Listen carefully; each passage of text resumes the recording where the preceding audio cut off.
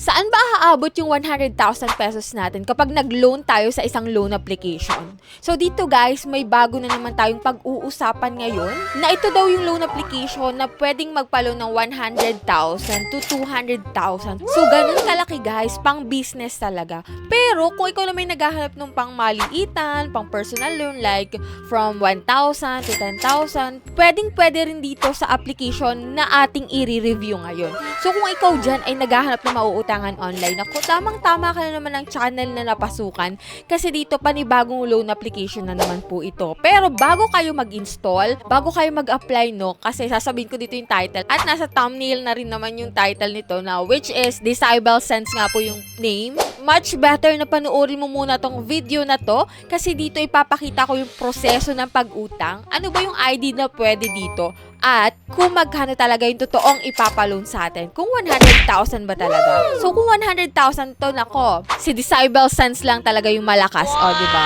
Biruin mo ngayong 2024 ha, itong si Disable Sense lang yung ganito kalaki magpa-loan. Pero check muna natin kung legit at totoo yung sinasabi niya sa kanyang mga ads. Kasi mahirap naman na basta lang tayo magpapakagat sa kanilang mga sinasabi sa kanilang ads tapos hindi naman pala legit. Once na nag-install tayo, once na nag-apply tayo, diba? So ngayon guys, panoorin mo tong video na to. Pero bago yun guys, para po dyan sa mga bago sa aking YouTube channel, nako, malapit na po yung end of the month. Kaya sa mga hindi pa dyan nakasubscribe, nako, click nyo na po yung subscribe button, i-like itong video na to at mag-iwan na kayo ng comment dyan sa comment section kasi linggo-linggo po meron tayong pa-weekly Gcash giveaway. So, marami nang nanalo guys, no? At kung ikaw po ay nanalo na, pwede ka ulit manalo, o diba? Only winning to guys, only chance of winning. And ito nga guys, malapit na yung ating end of the month. May isa na naman pong maswerte naman nanalo ng ating pa-cellphone, o diba? Manunood ka lang dito ng mga pwede mong utangan online, pwede ka pang manalo ng pa-cellphone at may pa-Gcash pa, diba? Kaya, kung ikaw ay interesado na mangutang dyan, so keep on watching.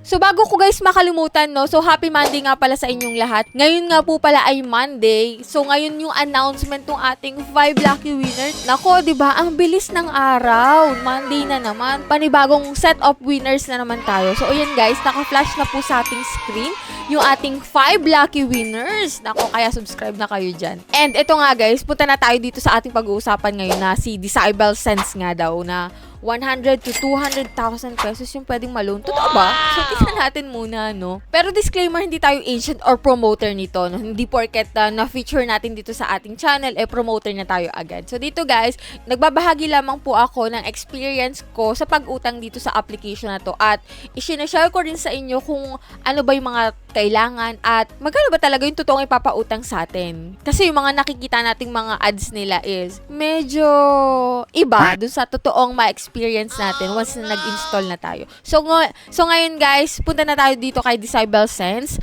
Ito nga pala guys is nakita ko tong application na to nung nag-Facebook ako. So kalimitan talaga kapag loan yung hinahanap mo sa Facebook, nalabas na lang talaga is puro loan. And ito nga, nakita ko to si Disable Sense and available lang to guys sa App Store, no? Para sa mga iPhone user dyan. So, available lang po ito doon. And ito nga yung nakita ko sa Facebook, no? So, sabi nila, facing financial challenges. So, get up to 100,000 pesos online for your personal needs. O, diba? So, may 5,000 dito, may 200,000 na loan amount. Tapos, yung kanyang loan repayment is up to 180 days. So, check natin kung totoo to. Click natin tong install. So, kung i-install mo to guys, makikita mo dito na meron siyang 11,000 ratings and 4.6 stars. So, try na natin guys i-open itong si Disable Sense. So, yan, click lang natin dito guys yung allow. And yan, kung makikita mo nga dito, no, meron siyang maximum credit limit na 30,000 lang. So, kung ikaw ay first time,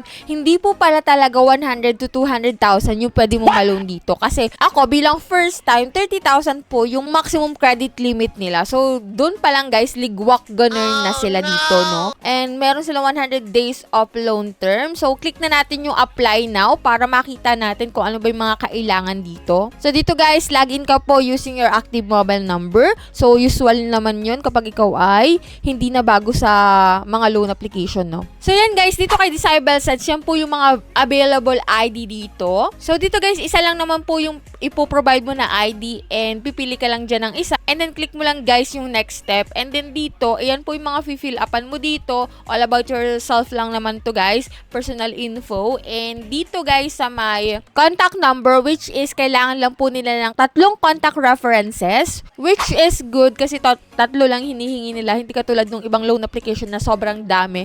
Like 5 pataas, no? So dito guys kay Disable Sense, 3 lang po. And then dito guys sa withdrawal method, meron sila guys ditong bank and digital wallet. So dito guys sa digital wallet, pwede sa GCash, Paymaya, and GrabPay. So pili ka lang dyan ng isa kung saan mo pwedeng ma-receive yung pera mo. And then dito na tayo sa pinakang next step guys. Meron din silang coupon dito. Ayan, after natin mag-fill up ng information natin. So ito lang pala yung makikita natin sa huli. Which is hindi ko to inaasahan talaga. Kala ko makikita ko dito yung loan amount, kung magkano yung marireceive ko. Pero at the end, hindi talaga. Ang nakalagay ito is good review. So mag-aantay pa tayo guys na ma-verified yung ating loan application and tingnan natin kung okay ba, no? So, yan, pwede ka mag-give ng review dito kay Disable Sense. So, ako hindi na maglalagay. Yan, nagbasa na lang talaga ako ng mga reviews and almost lahat ng nababasa ko dito about kay Disable Sense is negative. Negative po yung comment. So, mga ilan-ilan lang talaga yung may 5 star at maganda yung review. So, katulad nga dito, guys, is the harassment. So, sabi dito, 1 day before due date, they will start harassing you.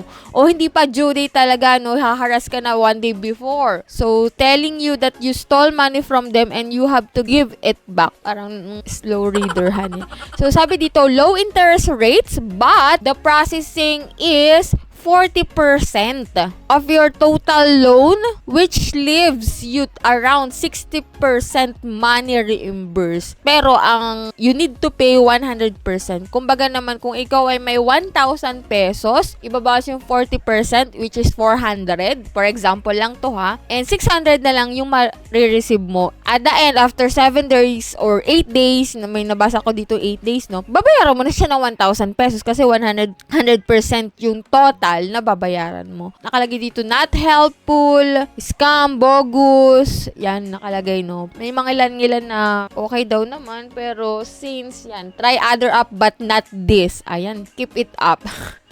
Yun guys, ito yung meron dito kay Disable. Akala ko pa naman Disable Sense lang malakas kasi 100 to 200,000 pesos sa ads nila. Talagang magpapaklik ka at mapapa-install ka ng loan application nila at makakapag-apply ka kung need na need mo talaga ng pera. So nga, sabi ko nga sa inyo guys, lagi kayong manood muna ng review. Mag-check muna kayo sa YouTube kung may review ng loan application na a-applyan nyo para may konti tayong idea and awareness do sa application. And ito nga si Disable Sense at the end of the pag-fill up, under review pa rin. And update ko kayo kung okay ba yung pag-apply ko dito. Kung na-approve ba ako sa pag-apply dito kay Disable Sense, no? So, sa mga nakapag-apply na po dyan dito kay Disable Sense, naku, paki-comment yung experience ninyo. And paki-share na rin po kung magkano yung na-loan nyo, magkano yung na-receive nyo, para at least masabi namin kung okay ba talaga siyang utangan, kung pwede siya pang emergency talaga, no? Ayan, yan lang muna guys yung vlog natin for today. Ayan, nabokya tayo ngayong araw, no? Sa mga hindi pa dyan nakasubscribe sa aking YouTube channel, pakiclick po yung subscribe button at i-on nyo na rin po yung notification bell para sa susunod dating vlog, which is sa mga bagong loan application and sa mga update sa mga loan app ay ma-notify po kayo. So yan lang muna guys yung vlog natin for today. So see you on my next vlog!